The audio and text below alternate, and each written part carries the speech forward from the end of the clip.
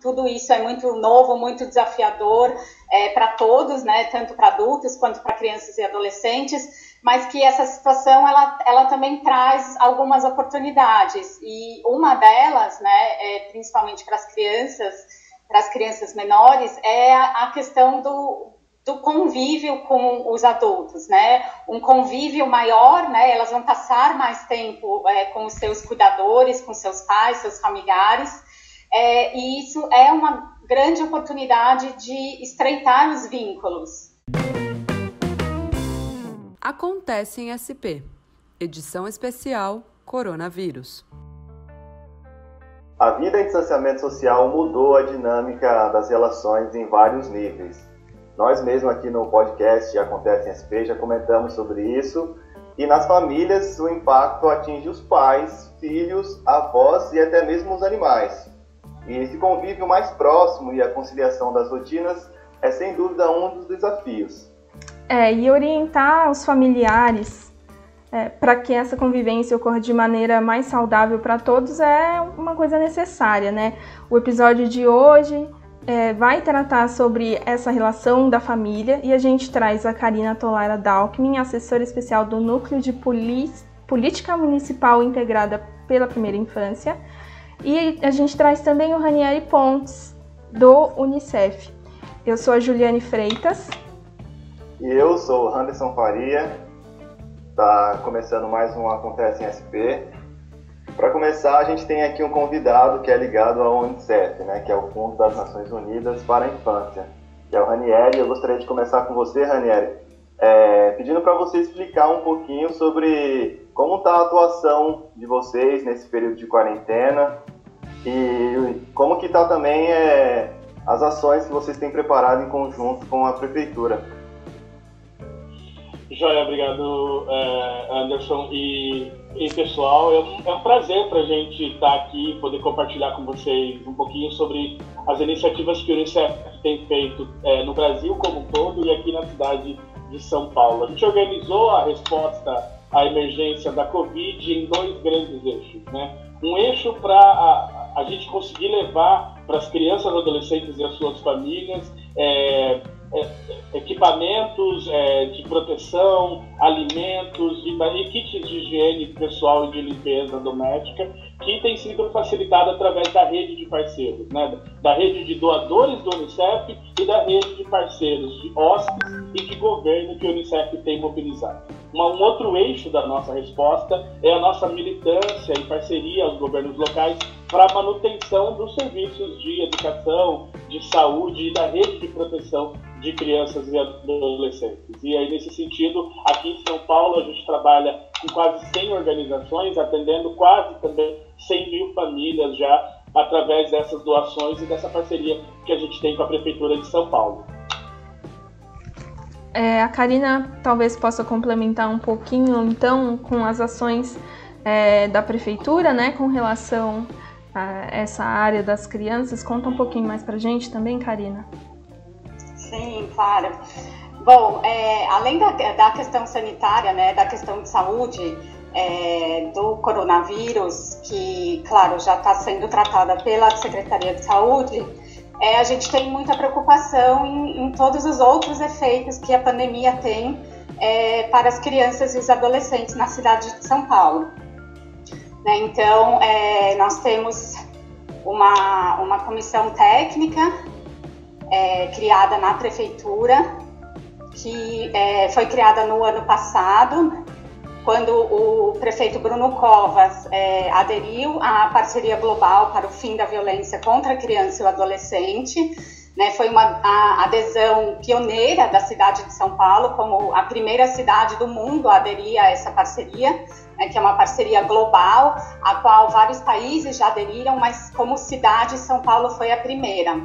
E a partir disso, a Prefeitura criou uma comissão intersecretarial no final do ano passado, e quando surgiu a situação de emergência na cidade, a comissão passou a olhar especificamente para os efeitos que essa pandemia traz para as crianças e principalmente do ponto de vista da vulnerabilidade, né, das crianças que já estão em situação de vulnerabilidade e que com a situação de emergência ficam expostas a mais vulnerabilidades e riscos.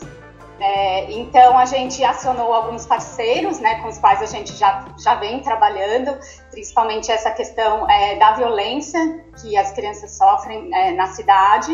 Então, o Unicef é um desses nossos grandes parceiros, né, que no ano passado já tinha apoiado a Prefeitura na elaboração de um estudo sobre a violência contra crianças e adolescentes aqui na cidade de São Paulo. Foi um estudo que trouxe dados muito importantes para nós começarmos a organizar o trabalho dessa comissão. E agora, especificamente com a situação da pandemia, a gente precisa ter um olhar mais atento, né? Porque essas crianças agora não estão mais em contato direto com os serviços públicos, né? Elas não estão frequentando a escola, elas não estão frequentando os serviços de convivência, elas estão confinadas nas suas casas, e a gente sabe que, infelizmente, alguns lares não são lugares seguros, os lugares seguros que deveriam ser para essas crianças e adolescentes. Então, a gente precisa ter um olhar muito atento a essas situações.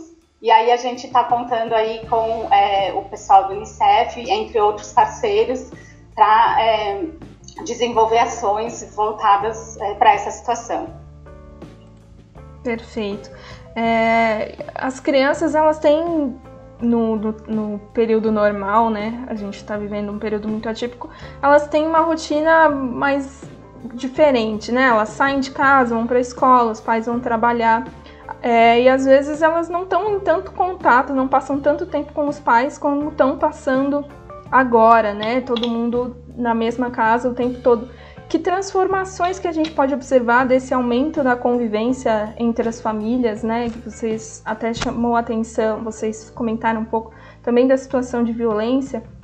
Quais são as principais transformações aí que a gente observa nesse período? Posso começar, Karina? Sim, claro. Eu acho que tem essas situações, a gente nunca viveu uma situação como essa na humanidade como um todo, né? Então, essa é uma situação de emergência atípica, a gente não viveu nada parecido e isso está remodelando toda a nossa sociedade. Tem duas oportunidades nisso, né? O fato da gente ter as crianças dentro de casa com os seus pais. Tem um aspecto muito forte que a Karina já pontuou, que muitas vezes esse lar, esse local onde a criança está vivendo, ela não necessariamente é o local mais seguro para ela, né? Então, acho que o primeiro desafio que traz essa situação é essa questão de que aí os estudos já estão apontando, o Ministério Público tem feito esse levantamento sobre o aumento de violência doméstica, né? Então, ao mesmo tempo, essa disseminação de notícias falsas, as conhecidas fake news, a diminuição da questão da atividade física para a criança, que é tão importante dentro da sua rotina. Então, para algumas crianças pode significar, inclusive, ficar sozinha, ficar cuidando dos seus irmãos, enquanto seus pais continuam tendo que sair de casa para trabalhar, né? Nessa realidade que vive muita periferia de São Paulo, e essas crianças estão sem esses locais de segurança como a escola, né? Os centros de convivência que tem dentro da comunidade. Então, esse é um aspecto desafiador dessa dimensão.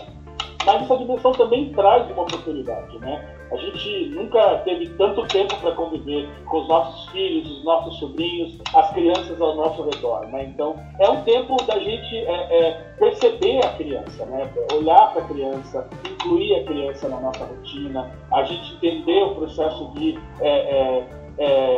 desenvolvimento dessa criança, dos sentimentos dessa criança. É uma oportunidade da gente se aproximar dela, de brincar mais, de ouvir mais, de ler uma história junto, de a gente ver as coisas juntos na internet, quando tem acesso à internet, ou assistir um programa de TV que a família gosta, ou que de repente o pai ou a mãe nem conhece e a criança gosta muito. Então tem uma oportunidade de estabelecer convivência. Nesse sentido, o Unicef defende muito a tese de que a gente tem que chamar crianças e os adolescentes para uma conversa sincera, né? Para uma conversa orientada. A gente parte do pressuposto que os adultos têm que se cuidar, né? Que tem que observar e que tem esse momento de respiro, que tem esse momento de encontrar mecanismos, meios e formas para poder se autopreservar e se cuidar, para poder cuidar melhor das crianças e adolescentes, para não descarregar o estresse, né, na convivência com a criança e adolescente, né? As nossas vidas se tornaram, muitas delas, remotas,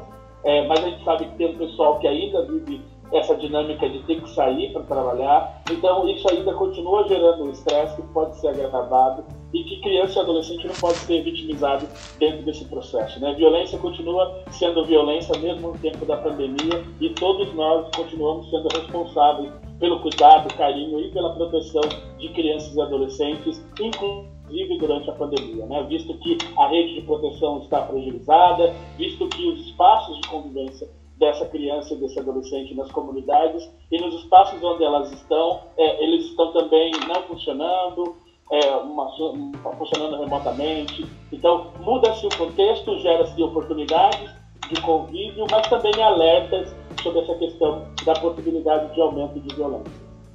Uhum. Perfeito. Vocês comentaram agora sobre violência, né? Violência contra a criança. Eu queria explorar um pouco mais isso com vocês. A gente tem tido, infelizmente, o aumento no número de ocorrências, né, desse tipo. A gente abordou isso aqui já no programa sobre violência doméstica. No último dia 18 de maio, a gente teve a lembrança de um tema muito importante e relevante, que foi o Dia Nacional de Combate ao Abuso e à Exploração Sexual Infantil. Então, eu queria perguntar para vocês, se existe a preocupação com o aumento desse tipo de situação, de violência, no período de distanciamento social. Não apenas desse, mas de outros também, no modo geral, se vocês pudessem falar um pouquinho. Sim, exatamente. Existe sim essa preocupação, né? A gente já tem ouvido sobre uma tendência, né, do aumento de situações de violência domésticas, né, tanto contra mulheres como contra crianças e adolescentes nesse período de distanciamento social. E como eu já mencionei antes, o fato também das crianças não estarem frequentando os serviços, né, a escola, os serviços de convivência, isso também agrava essa situação, pois quando as crianças estão convivendo com outras crianças, com profissionais que têm esse olhar também, né, de olhar para essa criança, de cuidar dessa criança, eles conseguem identificar sinais, né, de que essas crianças podem estar sofrendo algum tipo de violação de direito, algum tipo de abuso ou violência, e quando elas não estão mais em contato com esses profissionais, com esses serviços, se perde essa chance, né, de identificar e de apoiar, de atender essa criança de alguma forma, né?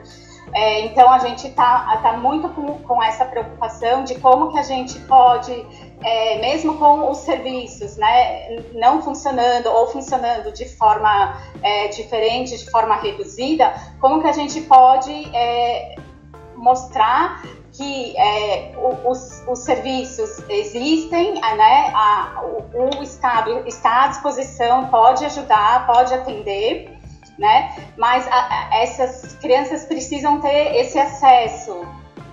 Então, nós estamos preocupados em agora criar um novo canal de denúncia na prefeitura, né? Onde as crianças possam acessar mesmo à distância, né, nessa situação de confinamento. Então, tanto as próprias crianças que eventualmente são vítimas de uma situação de violência, quanto terceiros, né, pessoas que testemunhem ou que saibam de situações de violência, que elas possam denunciar e que essas denúncias possam ser encaminhadas para os serviços que ainda estão funcionando, né, os serviços de proteção, para que essas situações possam ser devidamente atendidas e essas crianças, né, possam ser protegidas dessas situações nas quais se encontram. Então, a prefeitura está junto com o serviço do 156, né, que é o serviço de informação da prefeitura, desenvolvendo um canal específico de denúncia de violência contra crianças e adolescentes, né? Esse canal vai entrar no ar agora, muito em breve, e a gente acha que vai ser uma oportunidade nessa situação agora. Eu acho que se adiciona isso que a Karina colocou, o aspecto do esforço que a gente tem feito na parceria com a Prefeitura de fortalecer a criação desses canais, de aumentar, de fazer com que o Disque 100, que é o Disque Denúncia, funcione dentro da cidade de São Paulo, né? Então, se a pessoa quer saber um pouco mais sobre o Conselho Tutelar, pode discar 156, que é esse esforço que a gente está fazendo de conectar crianças, adolescentes, famílias e cuidadores, mas também um esforço que a gente está fazendo em parceria Unicef, junto com a Secretaria Municipal de Direitos Humanos e Cidadania, de criar um canal de comunicação interno entre o Unicef e a Secretaria de Direitos Humanos com os conselheiros tutelares.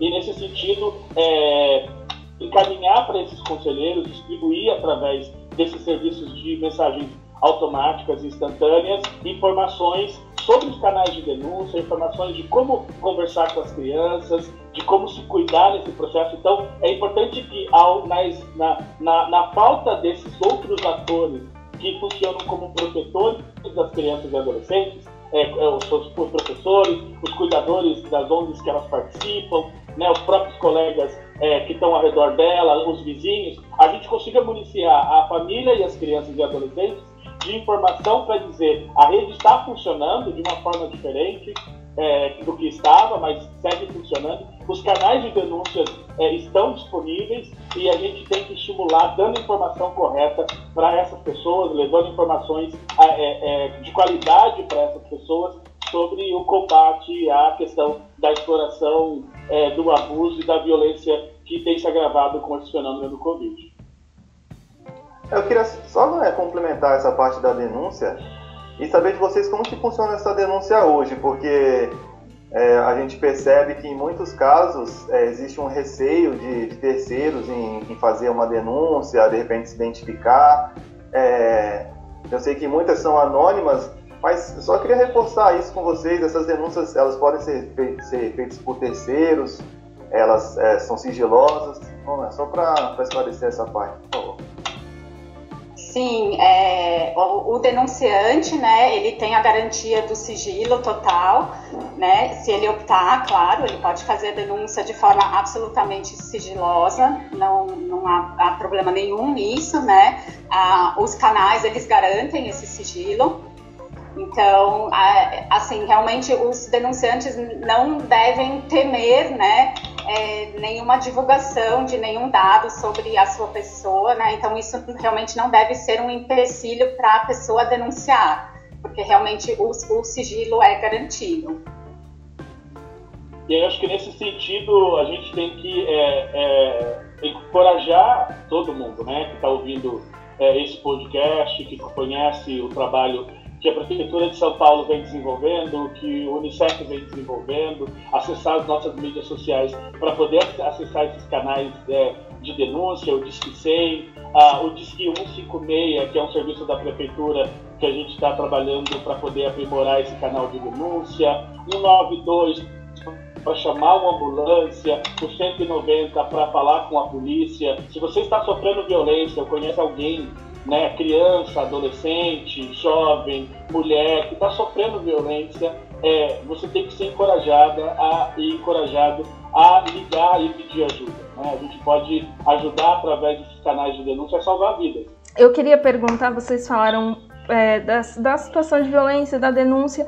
Agora, como que a gente percebe aí nas crianças, a gente já não está tão perto? Por exemplo, eu sou tia e eu tenho um sobrinho que eu falo só de vez em quando.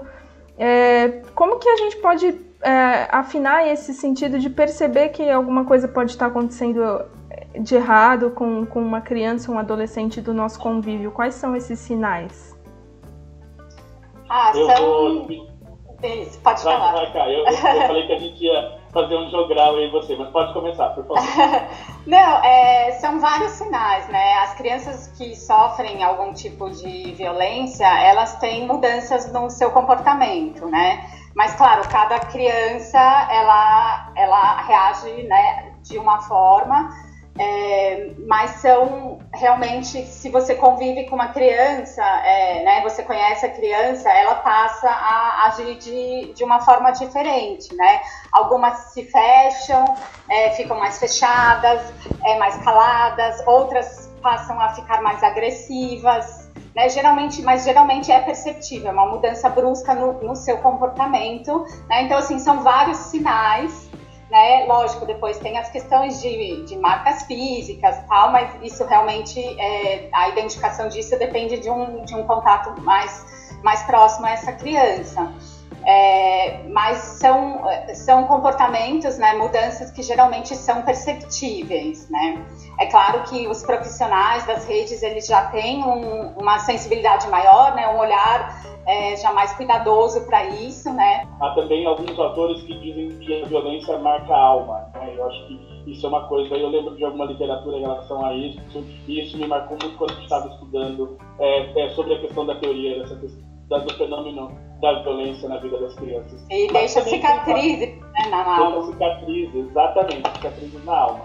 Tem um outro aspecto que é talvez o aspecto preventivo, porque sempre quando a gente fala sobre isso, a gente fala como perceber que a criança está sofrendo uma situação de violência, de abuso, né, ou de exploração sexual nesse sentido. Mas a gente também tem que tratar esse aspecto de falar sobre isso antes com as crianças, né? Eu tenho 7 sobrinhos, né? E entre eles sobrinhos e sobrinhas, e falo com eles abertamente sobre o que é um bom toque, sobre o que é um mau toque, sobre o que é um bom carinho, sobre o que não é um bom carinho, sobre que ninguém deve tocar nas suas partes íntimas.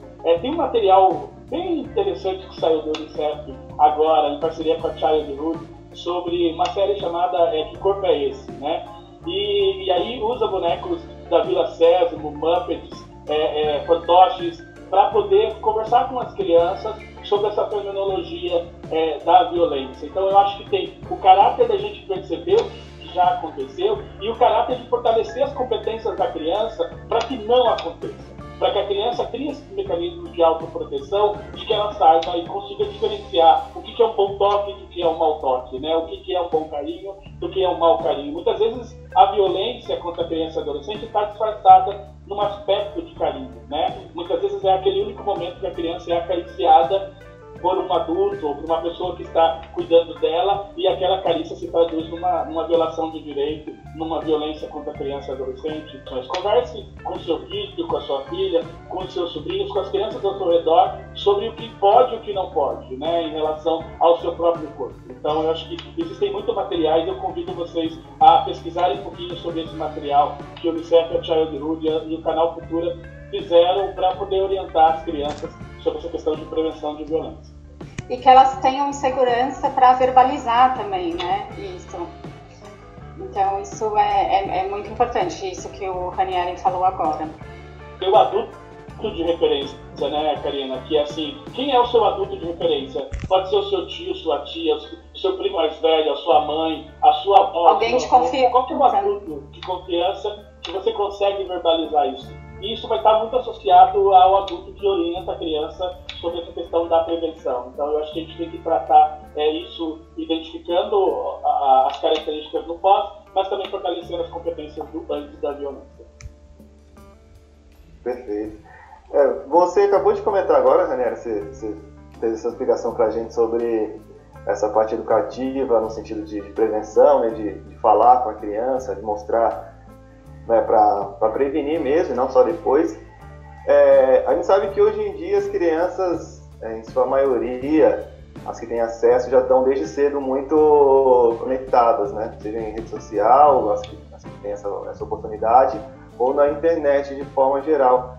Queria saber se tem como saber ou mensurar o tamanho do impacto que as redes sociais elas podem exercer sobre uma situação de violência, no sentido de buscar informação ou de informação falsa. Como que vocês enxergam a rede social e a internet nesse cenário? A internet ela pode ser uma aliada no processo de prevenção às violências contra a criança e adolescente, mas ela também é um campo que a gente não consegue mensurar o impacto negativo que existe, né? A gente sabe, através de estudos em relação que a SaferNet tem, materiais de proteção e de orientação, que a SaferNet também trabalha em parceria com o Unicef para poder orientar o uso seguro da internet, e a gente trabalha isso com crianças e adolescentes, mas é também na internet onde imagens de violação de direito, de exploração, de abuso sexual contra crianças e adolescentes são compartilhadas. Isso é um crime, né? E é importante que a gente paute isso como crime no Brasil, e a gente tem que também combater essas questões. É importante que quem está próximo das crianças têm esse consumo exacerbado de uso da internet, né? Alguns adultos também e alguns adolescentes também, isso não está localizado só no mundo infantil. Mas você que é pai, mãe, cuidador, você deve acompanhar esse consumo que o seu filho ou a sua filha tem na internet, né? O que está acessando, o que você está vendo, vamos ver junto. Então, criar isso, tornar isso um ambiente, não de cercear o direito a poder estar usando a internet, mas usar isso como um mecanismo de se aproximar à criança, né? E a gente supervisionar. Conversar com as crianças sobre que muitas vezes existem pessoas com má intenções na internet, então essa coisa do namoro virtual, a gente tem que ter cuidado, de quem está conversando com você no chat dessas redes sociais, os amigos que te adicionam. Eu acho que é a responsabilidade do adulto ao lado dessa criança supervisionar isso.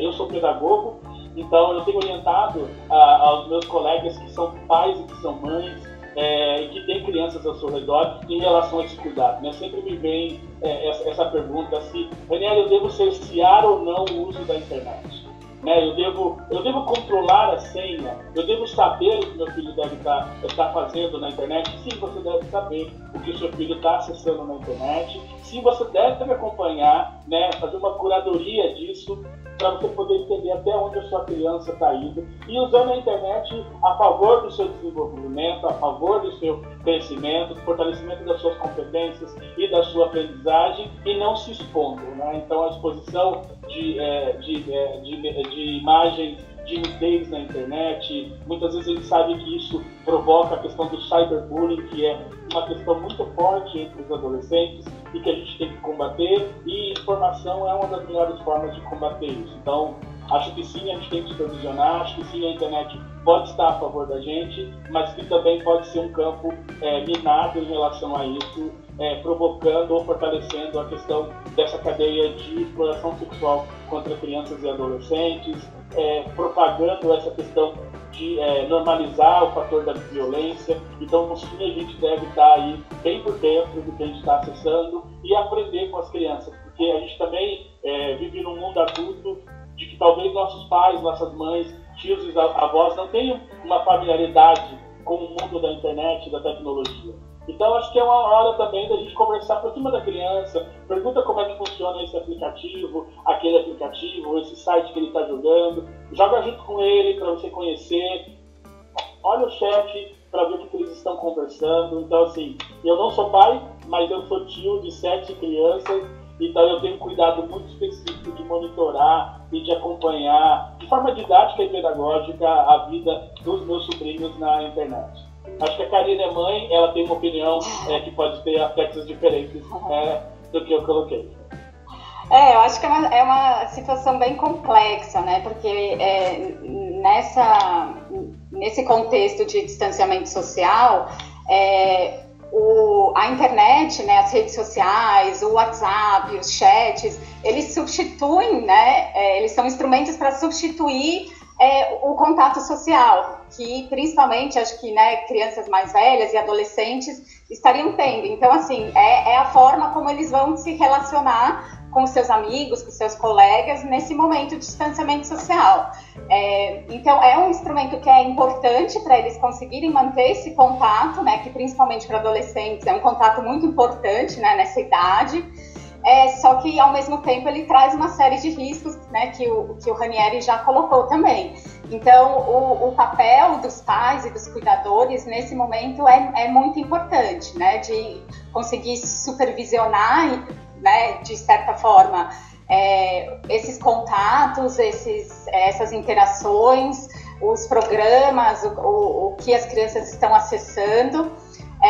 Mas é algo muito difícil de se fazer, né, que não seja de uma forma invasiva, né, porque, claro, né, a gente tem que tentar manter também a individualidade, a privacidade das crianças até certo ponto, mas é algo muito, muito importante, né, do ponto de vista realmente da segurança e da proteção da criança e do adolescente, porque, infelizmente, a gente sabe que a internet traz várias fontes de risco aí para as crianças e para os adolescentes. Então, assim, manter esse equilíbrio entre o que permitir, né, que nesse momento, claro, eu vejo com meu filho, né, eu sempre fui muito controladora em relação, né, ele ainda tem 7 anos, em usar os eletrônicos, usar tablet, celular, agora ele está usando muito mais do que antes, né, então manter esse equilíbrio entre o saudável, entre o que pode e o que não pode e tentar manter esse controle, sim, é super importante nesse momento.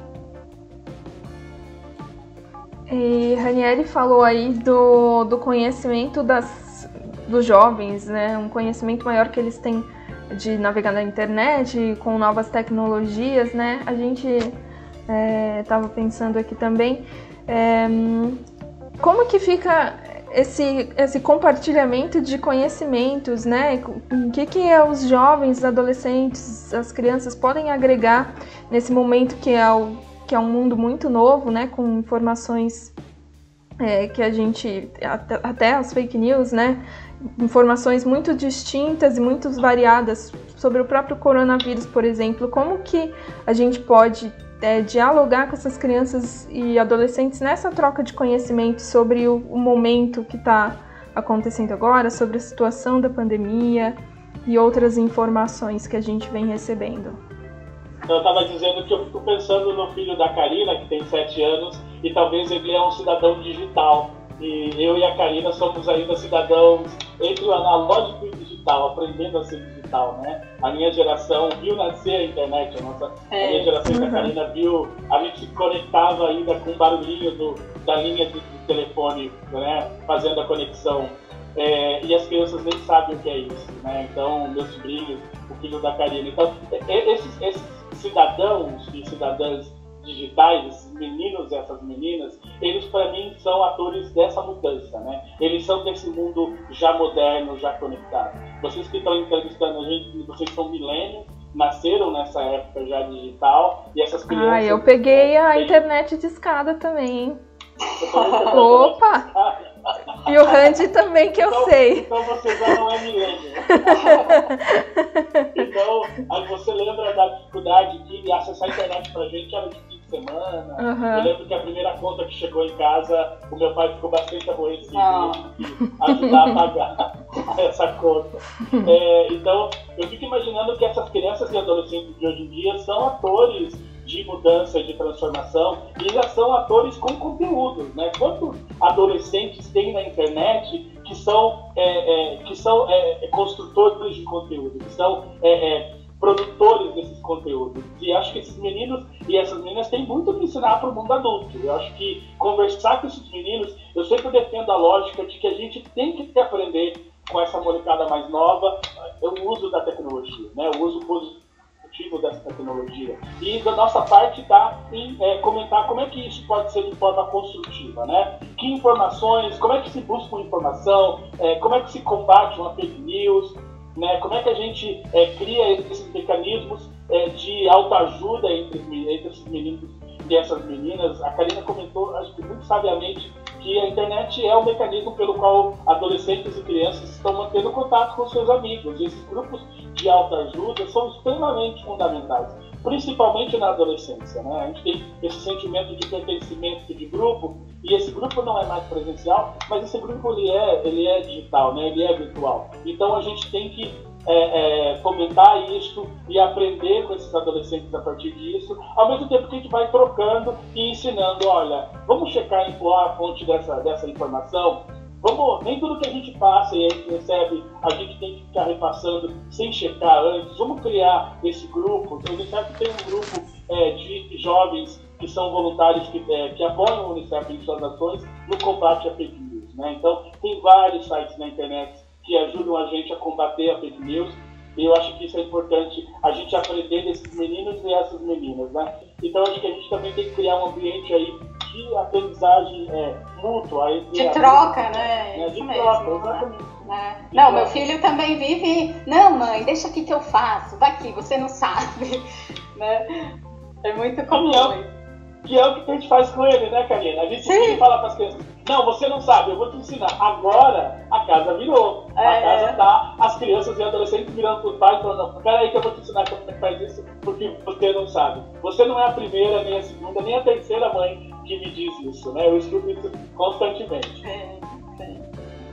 Legal.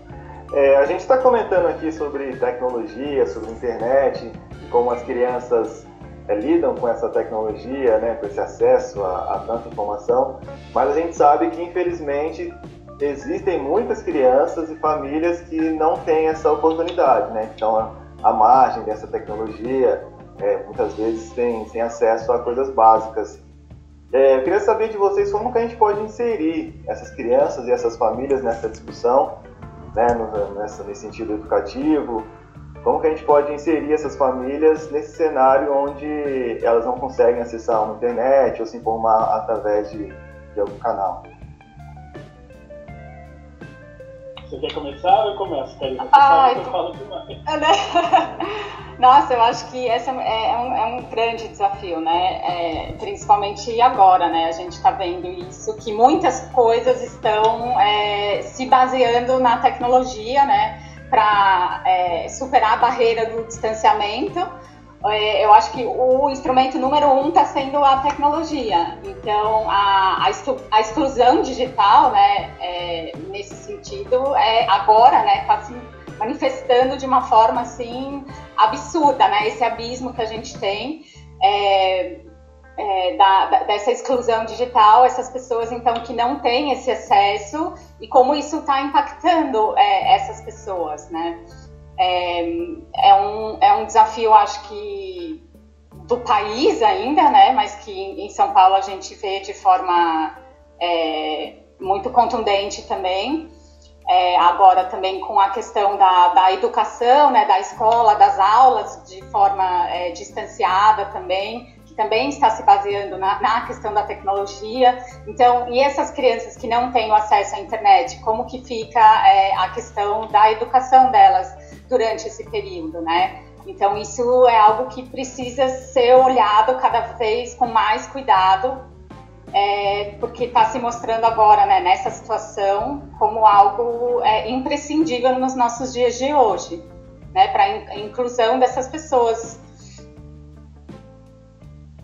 A inclusão digital, como a Karina disse, é um desafio do Brasil, né? Continua sendo um desafio nosso, porque quando a gente está falando do mundo digital, a gente não está falando necessariamente das periferias, e principalmente aqui em São Paulo, né? Se você vai ao Jardim Ângela, o seu 3G ou o seu 4G pode não funcionar para você abrir um simples formulário. Então, quiçá acessar uma classe de aula ou quiçá acessar uma outra tecnologia que dependa de uma banda larga, esse tipo de coisa que a gente sabe que ainda não é realidade. Então, talvez isso é uma agenda da sociedade como um todo, né? Das empresas que trabalham com tecnologia, das políticas públicas que pensam isso, da sociedade civil organizada, das OSCs que têm pensado,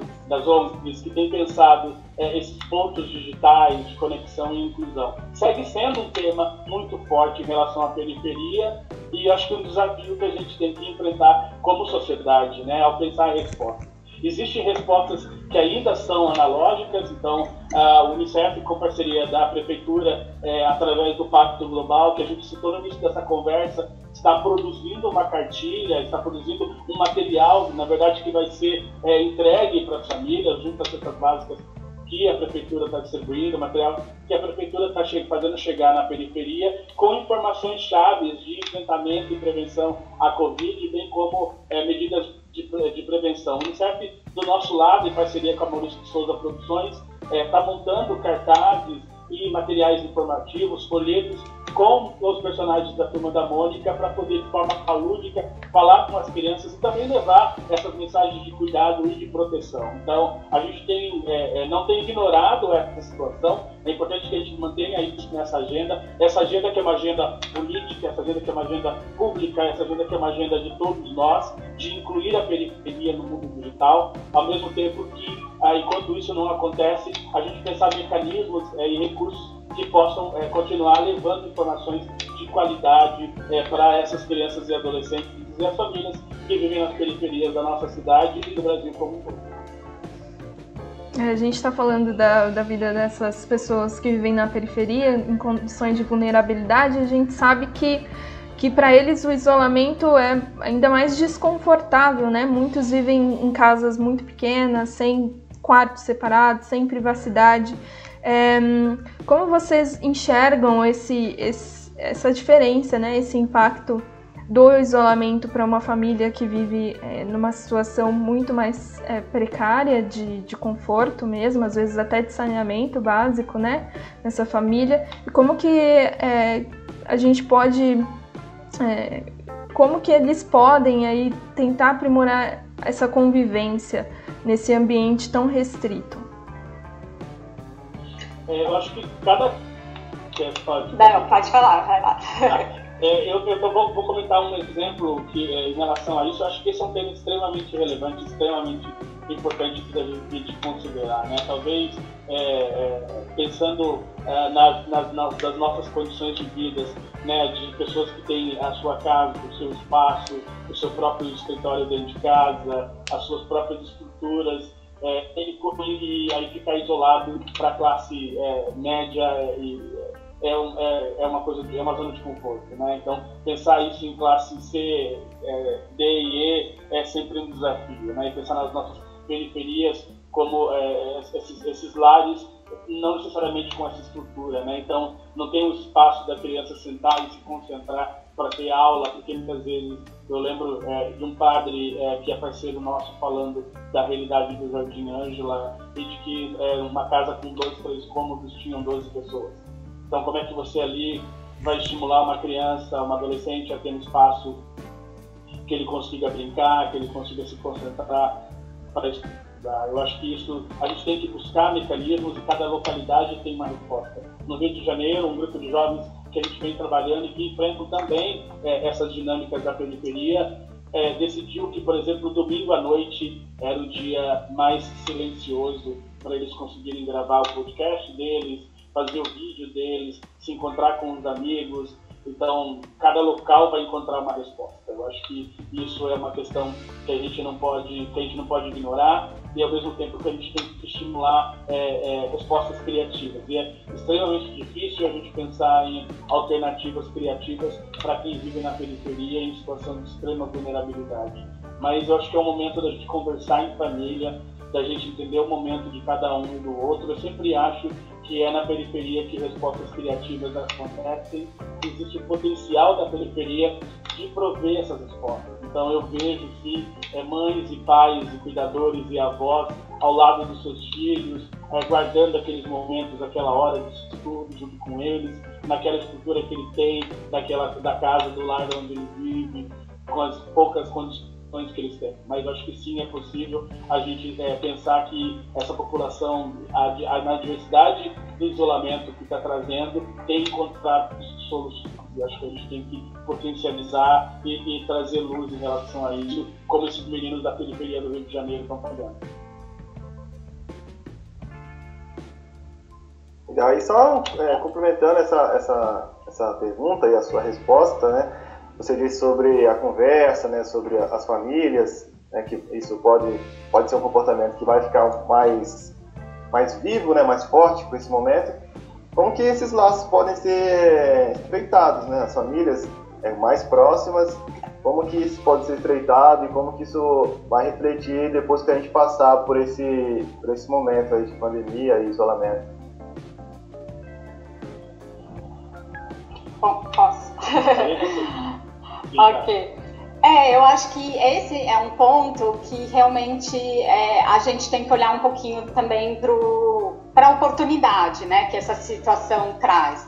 que acho que foi o que a gente já falou no começo da conversa, né, que claro que tudo isso é muito novo, muito desafiador para todos, né, tanto para adultos quanto para crianças e adolescentes, mas que essa situação ela também traz algumas oportunidades, e uma delas, né, principalmente para as crianças menores, é a questão do convívio com os adultos, né? Um convívio maior, né? Elas vão passar mais tempo com os seus cuidadores, com seus pais, seus familiares, e isso é uma grande oportunidade de estreitar os vínculos, né? Entre as crianças e os seus cuidadores. Então, principalmente para as crianças menores, né? As crianças na primeira infância, isso é extremamente importante, né? E na realidade de São Paulo, né? Na realidade normal de São Paulo, né? Antes de pandemia, onde os pais saem sempre muito cedo de casa porque tem que trabalhar, a criança vai para a creche ou, né, fica com algum vizinho. As crianças não têm muito essa oportunidade de conviver tanto com seus pais no seu dia a dia, né? Porque está todo mundo trabalhando, aquela correria. Então, realmente agora é um momento onde essas crianças estão em casa, né? Os pais, nem todos, mas em grande parte também os familiares estão em casa, então eles têm um tempo junto, né? Que pode ser um tempo muito precioso da convivência e dos vínculos familiares, né? Entre crianças e pais, que para o desenvolvimento infantil é extremamente importante. Então, sim um momento que pode ser uma oportunidade para essas crianças, né? Sempre pensando, claro, num convívio saudável, num convívio com afeto, com amor, onde se olhe para a criança com carinho, com cuidado, um momento também onde se escute mais as crianças também, né? Porque geralmente no dia a dia é aquela correria, nunca se tem o tempo de sentar realmente, conversar, escutar a criança. Também agora nessa situação, né, de medo, de insegurança, é muito importante que as crianças tenham a oportunidade de verbalizar o que elas estão sentindo e os adultos escutarem isso, né, e poderem passar para elas, mesmo que os adultos estejam inseguros, mas para eles passarem para a criança também certa segurança, que é extremamente importante. Então tem aí sim uma grande oportunidade também, né? E o Ranieri já comentou que a prefeitura está desenvolvendo um material, né, de orientação para pais e cuidadores, que é exatamente voltado para isso. Então são dicas de como os pais e os cuidadores podem aproveitar esse momento agora para ter um tempo de qualidade com os seus filhos, né, com as crianças. Como aproveitar isso da melhor forma, né? Apesar de todas as adversidades, né? A gente sabe que a questão da insegurança financeira também que a pandemia traz, né?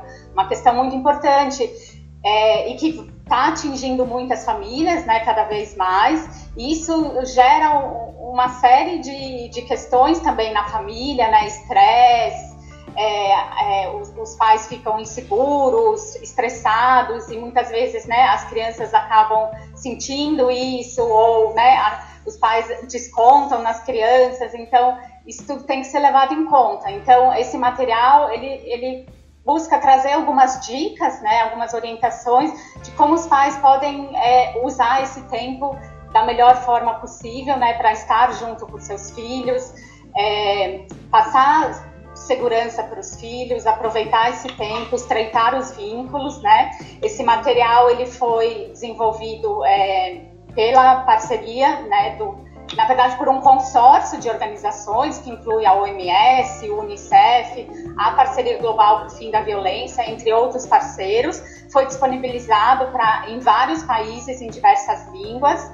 E nós aqui da Prefeitura, com o apoio do Unicef, estamos fazendo a adaptação desse material para o contexto, né, para a nossa realidade aqui de São Paulo.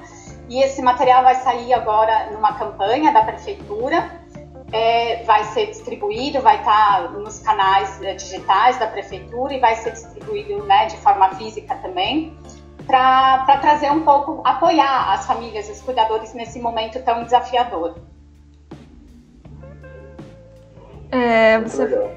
Você falou das dicas Karina, acho que a gente poderia tentar encerrar aqui o nosso bate-papo, então, se vocês puderem deixar aí os principais conselhos, as principais dicas aí que vocês acham que as famílias, especialmente comandadas aí pelos seus cuidadores, né, os pais, os avós, os tios, para lidar melhor com esse tempo em família, né, nessa quarentena em família. Eu tenho um monte de dicas.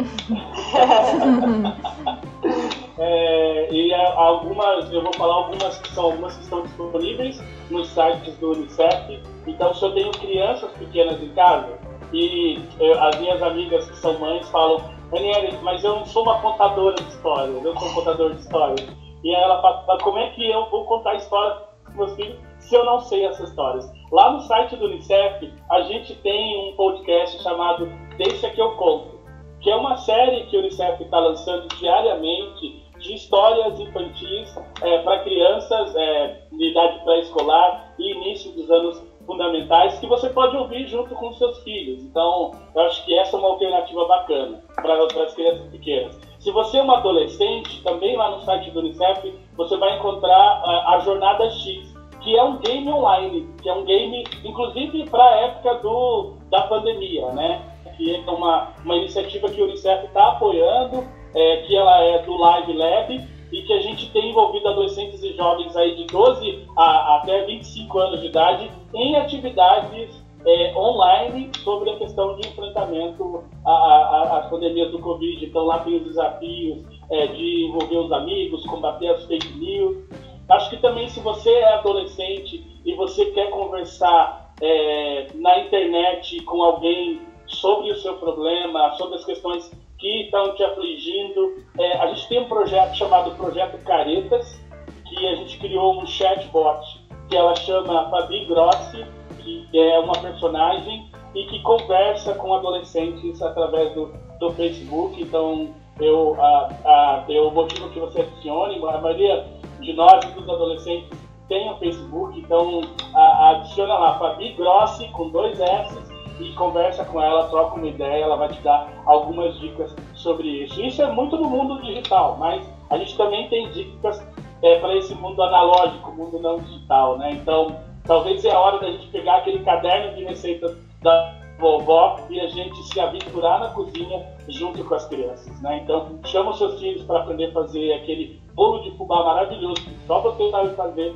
ou que você aprendeu com a sua avó, ou que nenhum de vocês sabe fazer, nem você nem seus filhos.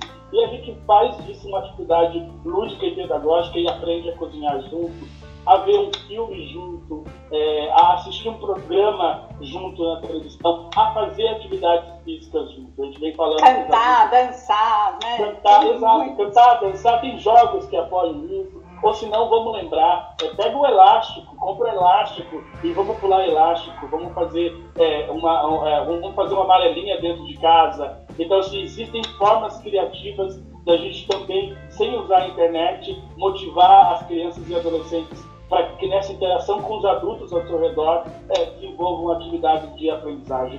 Não, a criança não vai ficar estudando o tempo todo.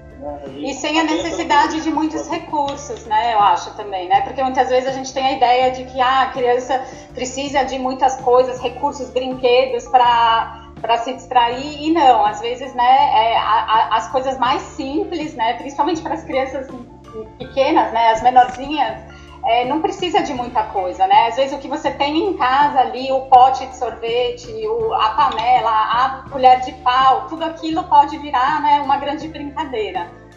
Então, queria... Uma bandinha, né, então assim, eu acho que é isso. Então, uma garrafa PET com feijão dentro, panela que vira, a tampa que vira uma tampa de uma bateria, eu acho que é isso que a Karina está falando, né, de formas criativas, e a internet pode apoiar, mas a gente também tem a nossa memória de coisas que a gente gostava de brincar. Esses dias eu estava orientando a minha cunhada como é que faz um pé de lata, com as latas de leite e com corda de varal, para a gente andar dentro de casa. Então, assim, existem essas formas que não precisam de muitos recursos para a gente conseguir se divertir com as crianças, né? Sim, o brincar, né?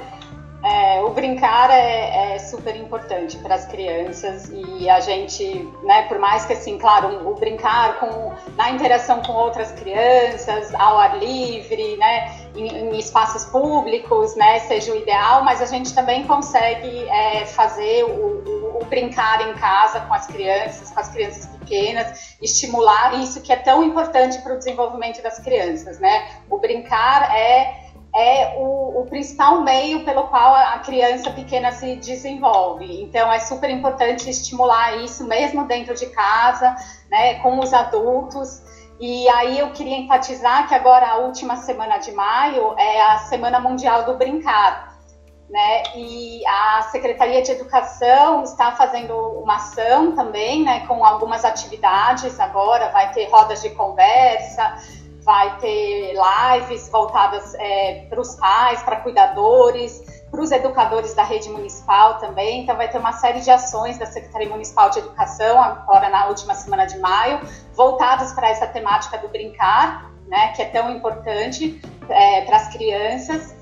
E inclusive disponibilizando vários materiais e vídeos no site da Secretaria de Educação, né? Então alguns recursos com ideias para os pais fazerem em casa com as crianças também, para estimular o brincar. E uma coisa que eu lembrei meus sobrinhos ligam para minha mãe, que é a avó deles, para pedir para ouvir histórias. Então, é uma ligação que eles fazem. A minha sogra também faz aqui. Eu lembro isso, eu também já vi tios e tias contando histórias, eles me ligando, perguntando, tio, como é que foi aquela viagem? Conta pra gente, aquela conversa que dura 30 minutos, quase uma hora, da gente contando uma experiência da nossa vida e o quanto isso é significativo e depende de um celular, né? Não necessariamente depende da tecnologia. Então, acho que convido vocês que estão ouvindo a acompanhar essas atividades que a Prefeitura vai estar fazendo na Semana do Brincar. A gente está junto em parceria, viu, Cá, nessa iniciativa que vai envolver os professores da rede municipal de ensino, trazendo especialistas para poder falar sobre a importância do brincar e como é que se brinca nesse contexto da pandemia. O importante é a gente resgatar essa importância do brincar, né? Eu lembro que a gente, como adulto, eu sempre ouvi dos adultos dizendo, eu não tenho tempo de conviver com meu filho, eu chego em casa, ele está dormindo, eu saio de casa, ele está dormindo, e agora você está com o seu filho o dia inteiro. Então, que adultos somos nós que temos que refletir que estamos convivendo com as nossas crianças. Então, como é que a gente tem que se revisitar como cuidador e cuidadora responsável pelo processo de desenvolvimento das crianças e adolescentes, parceiros, né, amigos e principalmente responsáveis e cuidadores dessas crianças para que elas tenham um desenvolvimento saudável nesse contexto extremamente adverso que a gente está vivendo da pandemia, né? Então, é importante conversar com as crianças com franqueza, explicar o que está acontecendo. Tudo bem se você não souber todas as respostas. Inclusive, pode ser uma atividade para vocês fazerem em conjunto. Exato, pesquisar junto, né? Exato, e descobrir uma informação, né, de prevenção, de como é que está acontecendo lá em outro país, como é que as outras pessoas, como é que as outras crianças nos outros países estão enfrentando isso. Transforma isso numa tarefa de aprendizagem que eu garanto que vai ser muito divertida para vocês dois. É isso aí. Randy, quer perguntar mais alguma coisa? Não, eu acho que a gente conseguiu falar, abordar muitos aspectos relevantes sobre esse assunto.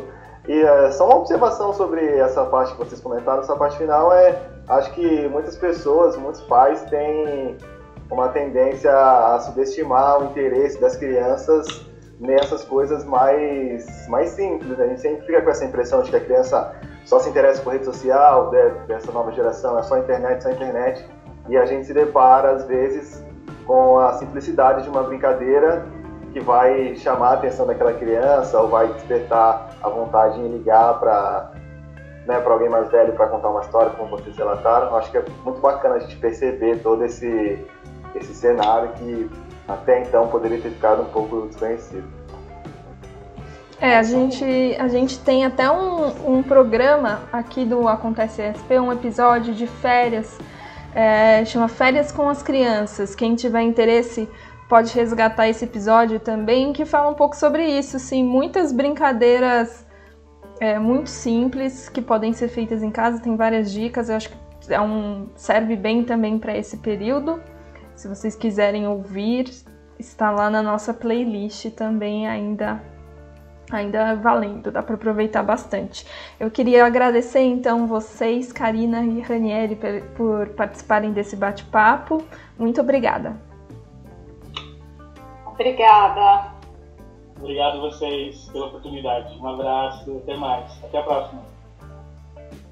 Até a próxima. E a gente sempre reforça aqui o convite para vocês acompanharem as nossas playlists, né? Tem vários programas sobre assuntos relacionados ao coronavírus, essa fase.